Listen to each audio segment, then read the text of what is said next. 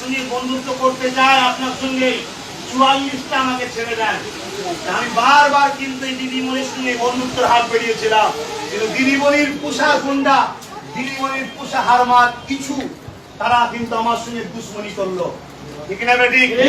আমি সব জায়গায় বলেছিলাম যে বিজেপিকে রোকার জন্য আপনার সঙ্গে আমি হাত মিলাবো, 44টা ছেড়ে দেন। কেন 44টা চেয়েছিলাম? যে আপনার ভরসায় দরজা খুলে শুয়েছিলাম আর আপনি 18টা ঢুকিয়ে দিয়েছেন। হয় পাহারা দিতে পারেননি আর নাই গোটা কেস করেছেন। তাই ভাবে যদি 2021-এ আপনাকে সব দিয়ে দিই আর আপনি যদি গোটা কেস করে ফেলেন তাহলে আমরা মার খেয়ে মরে যাবো। এখন হুগলি জেলায় 14টা সিট আছে, 14টার মধ্যে আমি 4টেই সিট দিলাম। ওই 4টে আমি বলেছিলাম দিদিমণি আপনি সিট দেবেন না, বাকি 10টাতে আপনি সিট দিন। ওই 10টাতে আমি যে প্রচার করবো, মুসলিম দলিত আদিবাসী ভাইদের কাছে বলবো, ভাই ভোট ভাগ করো না, দিদিমণিকে জিতাও, কেন বিজেপিকে রুখতে হবে। এইটা বিজেপি যদি রুকাই চিন্তা দিদিমণি হতো যে বিজেপির দোষ আমার ঘাড়ে দিচ্ছে, এর থেকে সুন্দর পন্থার কিছু আছে ভাই?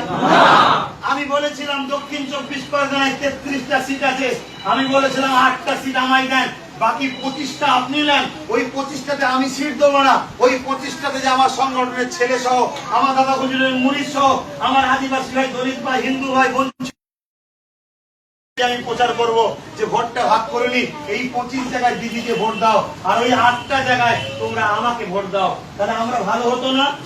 আমি দক্ষিণ উত্তর 24 পরগনায় 35টা কম বেশি সিট আছে, সেখানে বলেছিলাম 8টা দিতে, বাকি 26টা দিদিমণি আপনি নেন। 26 জায়গায় আমি সিট দেবো না, আপনি দেন।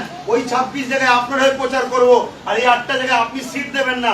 মন যায় আসবেন, না মন যায় না আসবেন, আব্বাস সিদ্দিকী ইনশাআল্লাহ এর জন্য যথেষ্ট। ঠিক না? এই জায়গায় এই যে জোটটা, এটা দিদির সঙ্গে দুশ্মনী ছিল না, বন্ধুত্ব